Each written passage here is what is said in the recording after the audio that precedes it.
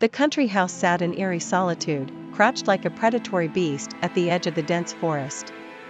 It had been abandoned for years, a forgotten relic swallowed by time and nature. Only recently had it come back into use when Thomas, an urban escapee, bought it at an auction. The allure of silence was too tempting. Thomas arrived on an overcast afternoon, the clouds swallowing the sunlight, making the air feel thick and oppressive. With each step towards the door, his anticipation mixed with an unnameable dread. The house groaned as if waking from a long slumber when he opened the creaky door. Dust and cobwebs draped over furniture like a shroud. Despite the decay, Thomas felt a strange attraction to the place. As night fell, shadows danced on the walls, and the wind's howl seemed almost sentient.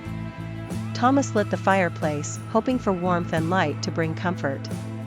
Instead, the dancing flames cast sinister shapes that gnawed at his sanity. The first night was uneventful, but something about the silence unnerved him. It was too quiet. The kind of quiet that made him feel watched.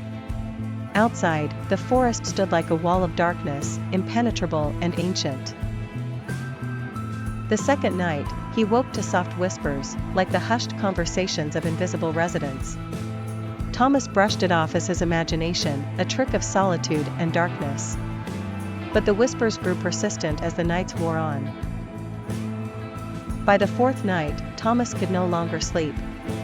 Between the whispers, he began to hear footsteps, slow and deliberate, echoing through the halls. He searched the house, but it remained empty, the source of the noises elusive. Frustration and fear gnawed at him.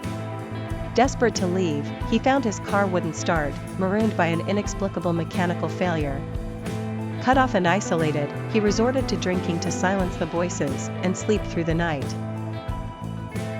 On the seventh night, he woke up to find himself surrounded by shadowy figures. They stood around his bed, their forms barely visible in the dim light. Paralyzed with fear, he could only watch as they moved closer, their voices merging into an incomprehensible cacophony. The next morning, Thomas was found by a local farmer, babbling incoherently about the watchers. His hair had turned white, and his face bore the marks of unspeakable terror. The house, once again, fell into abandonment.